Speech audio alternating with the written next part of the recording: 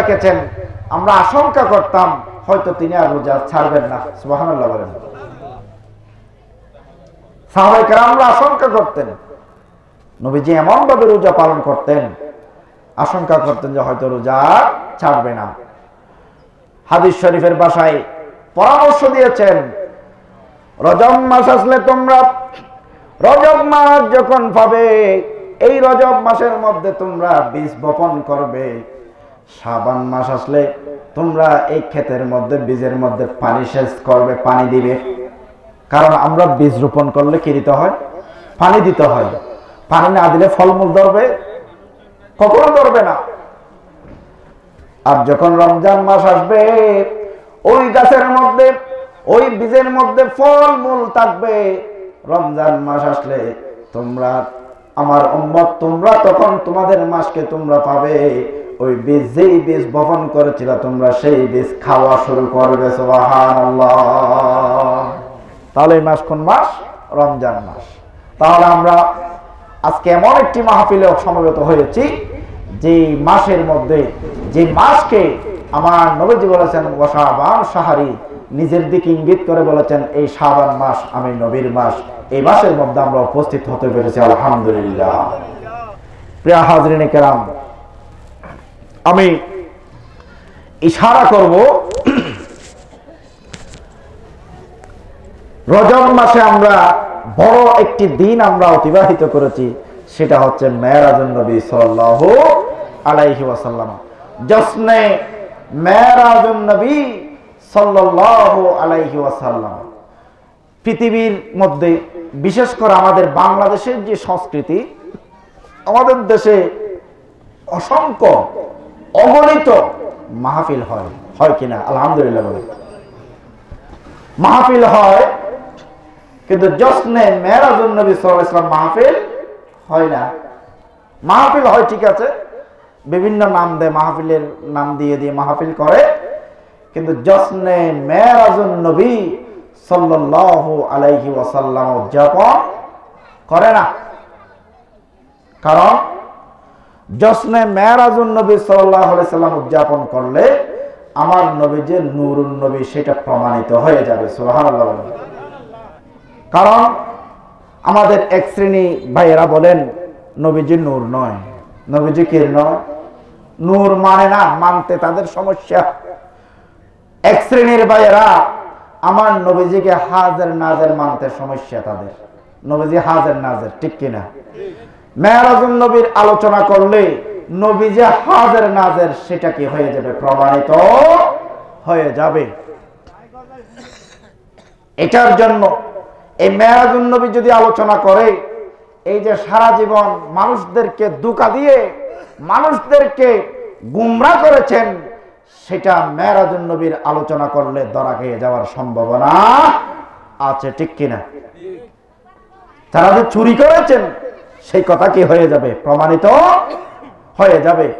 কারণ আল্লাহ কোন জায়গায় থাকেন? আরশ-ও-লামকানের মধ্যে, আরশ-ও-আল্লাহর মধ্যে, নূরানি জগতের মধ্যে আল্লাহর অবস্থান। আল্লাহ স্থান থেকে পাক, কিন্তু নূরানি জগতের মধ্যে রয়েছে আল্লাহ। আল্লাহ কোন জগতে রয়েছে? আল্লাহর অবস্থান নূরানি জগতে। নূরানি জগতে যাওয়ার জন্য নূর ছাড়া দুনিয়ার মধ্যে কোনো সম্ভব নাই, কারো ক্ষমতা নাই। নূরানি জগতে যাওয়ার জন্য নূরের প্রয়োজন হয়। সেজন্য আমরা নবীজিকে বলি নূরুন নবী, নবীজিকে আমরা বলি নূরুন নবী। মেরাজুন নবীর আলোচনা করলে আমার নবীজি হাজির এবং নাজির, সেই দলিল মেরাজুন নবী সাল্লাল্লাহু আলাইহি ওয়াসাল্লাম যখন আমরা আলোচনা করব, এই আলোচনার মধ্যে উঠে আসবে। এবং মেরাজুন নবী যখন আমরা আলোচনা করব, আমরা আল্লাহর সাথে যে নবীজির সেই মহানরক্ষণ দিদারে ইলাহি হয়েছেন মুস্তাফার সাথে, সেই বড় মুজিজা, সেই মুজিজা আমরা শিখে দেখে শুনে আমাদের ঈমান আকীদাকে মজবুত করতে পারবো। সুবহানাল্লাহ। এখন সমস্যা, যদি কেউ গুলি ছাড়া জাল নিয়ে মাছ মারতে যায়, নদীর মধ্যে মাছ আসবে? জালে কি লাগবে? গুলি লাগবে।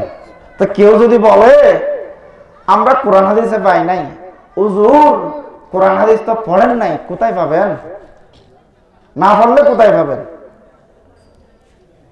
এটা বলে যে আল্লাহর সাথে বলে কিভাবে সাক্ষাৎ হবে, এটা মানে তাদের বোঝা আসে না। আপনি বোঝার মতন মেধা থাকলে তো আপনি বুঝতে পারবেন, ঠিক কিনা? আমার আল্লাহ পাক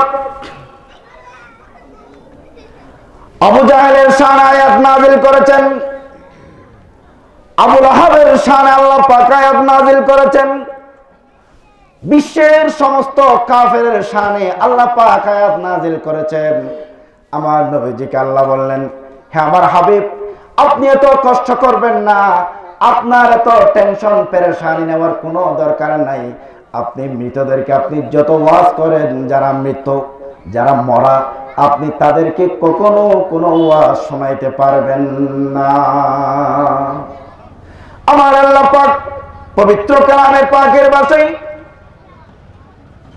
20 নম্বর পারা 3 নম্বর পৃষ্ঠার মধ্যে আল্লাহ পাক ইরশাদ করেন, ইন্নাকা লা তুসমিউল মাউতা ওয়া লা তুসমিউস সুম্মাদ দুআ। হে হাবিব, আপনি কখনো যারা মৃত তাদেরকে আপনি যত ওয়াজ করেন, যত নসিহত করেন, আপনি তাদেরকে কখনো শোনাইতে পারবেন না। মুফাসসিরিনে কেরাম এখানে তাফসীর করেছেন, মওতা মানে মৃত্যু নয়, মওতা মানে আবু জাহেল, মওতা মানে আবু লাহাব, মওতা মানে আবু লাহাব, মওতা মানে কাফেরগণ। আপনি কাফেররা রাস্তা দিয়ে হাঁটে, কাফেররা দোকানে যায়, কাফেররা ব্যবসা বাণিজ্য করে, আবু জাহেল রাস্তা দিয়ে হাঁটে, আবু জাহেল সংসার করে, আবু জাহেল বন্ধু বান্ধবের সাথে কথা বলে। কিন্তু আমার আল্লাহ বলেন, এই আবু জাহেল জীবিত হলেও মরা, এই কাফের জীবিত হলেও মরা, কাফেররা জীবিত হলেও মরা। তারা জীবিত দুনিয়ার মধ্যে বডি নিয়ে চলাফেরা করেন, আমি আল্লাহ তাদের শানে আয়াত নাযিল করেছি। তারা রাস্তা দিয়ে হাঁটলেও, দুনিয়াদারি করলেও আমি আল্লাহ সার্টিফিকেট দিচ্ছি, আমি আল্লাহ ঘোষণা দিচ্ছি তারা মৃত। তারা কি মৃত? তো মৃতদেরকে ওয়াজ করলে সারা জীবনও যদি ওয়াজ করে, কখনো তাদের ওয়াজ কাজে আসবে? কখনো আসবে না।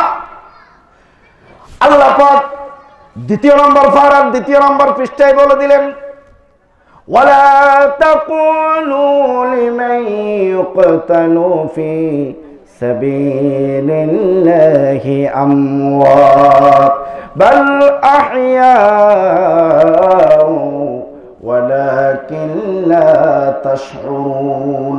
যারা আমি আল্লাহর পথে যারা শহীদ হয়েছেন, যারা আমি আল্লাহর পথে নিজের জীবনকে উৎসর্গ করে দিয়েছেন, যারা আমি আল্লাহর পথে নিজের সব কিছু বিসর্জন দিয়ে আমি আল্লাহর ডাকে সাড়া দিয়ে চলে এসেছেন, হে আমার বান্দা বান্দিনী, খবরদার খবরদার, তোমরা তাদেরকে মৃত বলবে না, শহীদদেরকে তোমরা মৃত বলবে না।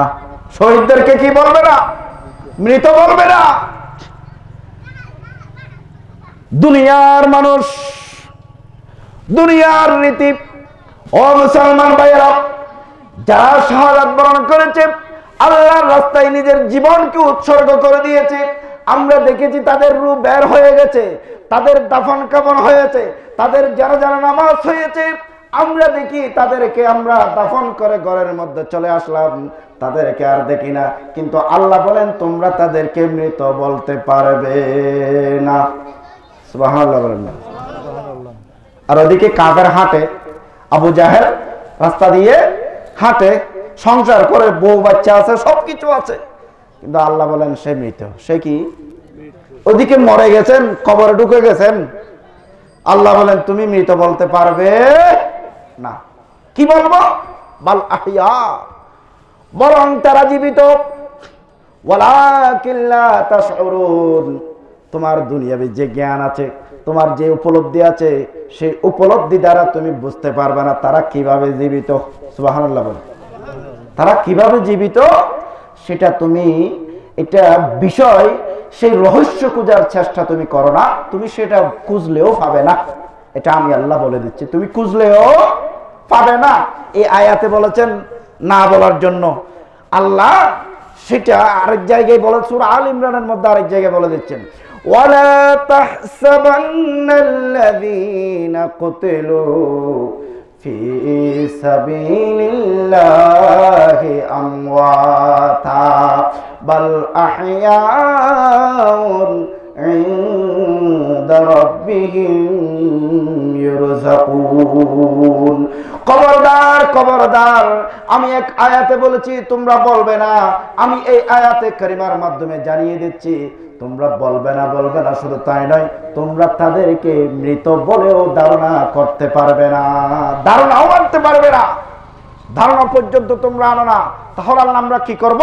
বাল আহইয়া, তোমরা এটা বুঝে যাও তারা জীবিত। সুবহানাল্লাহ, তারা কি জীবিত? এখন আমাদের প্রশ্ন আসতে পারে, জীবিত মানুষের তো হানাফিনার দরকার আছে। জীবিত মানুষের কি দরকার আছে? হানাফিনার দরকার আছে। আল্লাহ বলেন তোমাদের সেই টেনশন আমি দূরীভূত করব। ইনদা রাব্বিহিম ইরযাকুন, আমি আল্লাহ তাদের জন্য জান্নাত থেকে আমি বেহেশতের হানাফিনার ব্যবস্থা করব। সুবহানাল্লাহ বলেন। শহীদরা জীবিত, শহীদরা জীবিত। তাহলে আমি একটা রেফারেন্স এটা দিয়েছি বোঝানোর জন্য। প্রিয় হাজরিন কেরাম, মৃত্যু, মানুষ মরে যাওয়া, রূহ বের হয়ে যাওয়ার নাম কি নয়? মৃত্যু নয়। যদি প্রশ্ন করা মা মানাল মউত, যদি প্রশ্ন করা হয় মা মানাল মউত, দুনিয়ার রীতি, দুনিয়ার নিজাম, দুনিয়ার এই দুনিয়াবাসী, ওলামায়ে কেরাম, সাধারণ মানুষ, আপনারা বলবেন মউত কাকে বলে? যখন প্রশ্ন করা হবে তখন কিতাবের ভাষায় বলে খুরুজুর রূহি আনিল জাসাদ, শরীর থেকে যখন রূহ বের হয়ে যায় তার নাম মৃত্যু। এটা যদি সঠিক হয়, আল্লাহ যে বললেন, এখন তো ফেস লেগে গেল। ওদিকে আবু জাহেল, আবুল আহাব কাফেরদেরকে বলছেন মৃত্যু, আর শহীদদেরকে বললেন আল্লাহ জীবিত। এটা তাহলে এটার নাম মৃত্যু নয়, মৃত্যু হচ্ছে একটি স্বাদের নাম। সুবহানাল্লাহ বলেন। কুল্লু নাফসিন যায়িকাতুল মাউত, এই আয়াতে কারিমা আমরা জানাজার মাঠে গেলে সবাই শুনি কিনা? অনেকে বলে যে সকলের মৃত্যুবরণ করতে হবে। এই কথাটা কি মিথ্যা? কি মিথ্যা? এই কথা সত্য নয়। এই কথা কি নয় যে সত্য নয়। এটার অর্থ কি? প্রত্যেককে মৃত্যুর স্বাদ গ্রহণ করতে হবে। সুবহানাল্লাহ বলেন। তাহলে মৃত্যু কিসের জিনিস? স্বাদের জিনিস। কিসের জিনিস? যায়কন, যায়কতুন, যুকুন থেকে যায়কত, আরবি গ্রামার। যুকুন শব্দ থেকে এক বচন থেকে বহু বচন, যায়কতুন, মৃত্যু একটি স্বাদের জিনিস। মৃত্যুর স্বাদ কিরকম? দুনিয়ার জমিনে দুই ধরনের স্বাদ রয়েছে। একটি স্বাদ হচ্ছে মিষ্টি, একটি স্বাদ হচ্ছে আরামদায়ক, আর একটি স্বাদ হচ্ছে কষ্টদায়ক, বেদনাদায়ক, যন্ত্রণাদায়ক। স্বাদ দুই ধরনের। দুনিয়ার জমিন থেকে যদি আমি আপনাদের খেদমতে একটি আরজ করতে চাই, কেউ যদি জেলখানার জীবনে চলে যায়, সেও একটা কষ্টের স্বাদ পায়। জেলখানাতে গেলে কষ্টের স্বাদ। কিসের স্বাদ? কষ্টের স্বাদ। জেলখানা থেকে বের হলে আরামের স্বাদ। সুবহানাল্লাহ বলেন না। জেলখানা থেকে বের হলে সবাই ভালো লাগবে না? কেউ জেলখানা থেকে বের হলো, সে আরামের স্বাদ পায়, সে শান্তির স্বাদ পায়। আর কেউ যদি জেলখানার ভিতর যদি প্রবেশ করে, সেও স্বাদ পায় কষ্টের স্বাদ, যন্ত্রণার স্বাদ। আরামের স্বাদ তার থেকে হারাম হয়ে যায়, কষ্টের স্বাদ তার থেকে শুরু হয়ে যায়। প্রিয় হাজরিন কেরাম, দুনিয়ার জমিন মুমিনের জন্য জেলখানা। আমরা এখান থেকে যখন আশিকে রাসূলুল্লাহ যখন কবরের জীবনে চলে যাবে, দুনিয়ার কবর কারখানা, কারাগার থেকে এসে আসল পৃথিবীর মধ্যে সে চলে যাবে। সুবহানাল্লাহ। তার জন্য কোনো মৃত্যু নাই। আশিকে রাসূল ইমানদার মুমিনের জন্য দুনিয়াতেও কোনো মৃত্যু নাই, আখিরাতে কবরের জিন্দেগিতেও কোনো মৃত্যু নাই। কারণ যে আশিকে রাসূলুল্লাহ দুনিয়ার মধ্যে রসুল রসুল বলতে বলতে দুনিয়াটা শেষ করে দিয়েছেন, হায়াতটা উৎসর্গ করে দিয়েছেন। সুবহানাল্লাহ। মদিনাওয়ালার দেশত আশিকে যখন যায়, হইল জাগানো মদিনাত রাখি আয় তো সাই মদিনাওয়ালার দেশত আশিক যখন যায় হইল জাগানো মদিনাত রাখি আয় তো সাই হইতো না পারে তারাও যারা আছেন মদিনাত হইতো না পারে তারাও যারা আছেন মদিনাত মদিনা সাই আইলো নাকি সাই আইলো জান্নাত মদিনা সাই আইলো নাকি সাই আইলো জান্নাত খুদার দুনিয়া তার সাইবার কে সোনাই খুদার দুনিয়া তার সাইবার কে সোনাই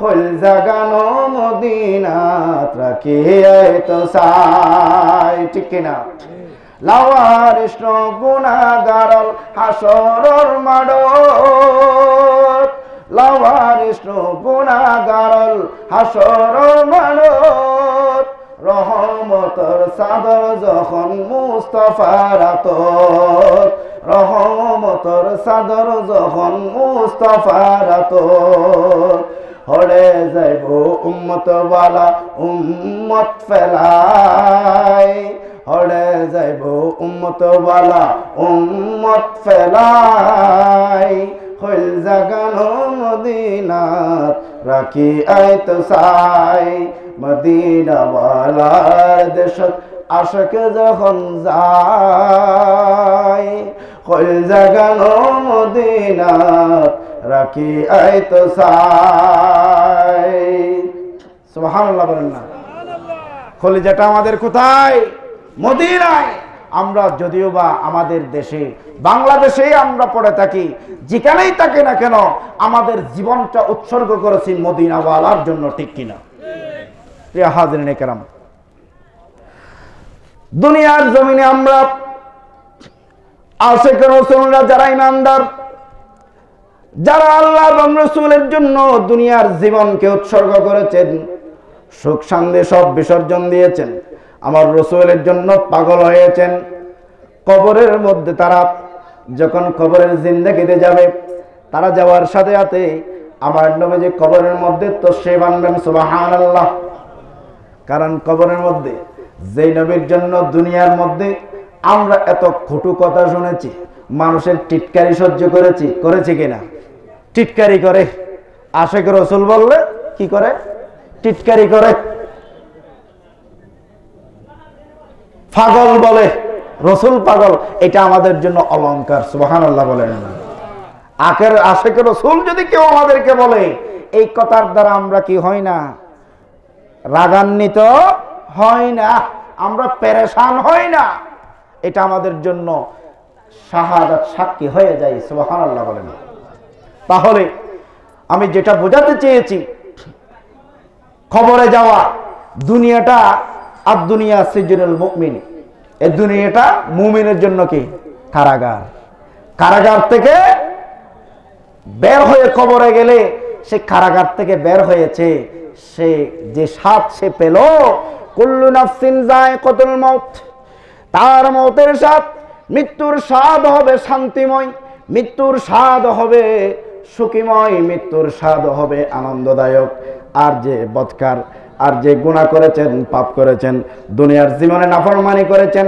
নামাজ রোজা হজ যাকাত ইসলামী শরীয়তের কোনো কিছু তোয়াক্কা করে নাই সেও স্বাদ পাবে সে স্বাদ পাবে কষ্টের যন্ত্রণার স্বাদ তাহলে একটা জিনিস বুঝলাম মানুষ মারা যাওয়া মানে মৃত্যু নয় মৃত্যু হচ্ছে একটা স্বাদের জিনিস কিসের জিনিস স্বাদ পাওয়ার জিনিস কারণ আল্লাহ জীবিত না মুর্দা জীবিত আল্লাহর পরিচয় ভাবে আছে আল্লাহু লা ইলাহা ইল্লা হুয়াল হাইয়ুল কাইয়ুম আল্লাহ হচ্ছেন তিনি যিনি হাই তিনি যিনি জীবিত যার কোনো মৃত্যু নাই যার কোনো শেষ নাই যিনি নিজেও ভালো অন্যদেরকেও ভালো রাখেন অন্যদেরকেও অধিষ্ঠিত রাখেন তিনি হচ্ছেন আল্লাহ তাহলে আল্লাহ জীবিত হওয়ার জন্য কেউ আল্লাহকে রূহ দিয়েছেন নাকি কেউ কি আল্লাহকে রু দিয়েছে? নাউজুবিল্লাহ হন না আগে, নাউজুবিল্লাহ বলেন। আল্লাহকে কি কেউ রু দিয়েছে? না, আল্লাহ জীবিত। লাম ইয়ালিদ ওয়ালাম ইউলাদ ওয়ালাম ইয়াকুল লাহু কুফুয়ান আহাদ।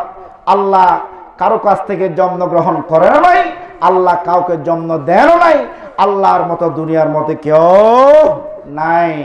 এখন ভাইয়েরা বলেন, আমরা বলেন নবীজিকে তাজিম করতে করতে আল্লাহ পর্যন্ত নিয়ে যায়। আল্লাহর কি কোনো পর্যন্ত আছে নাকি? আল্লাহর কি পর্যন্ত আছে? আল্লাহর সাথে কোনো মেসাল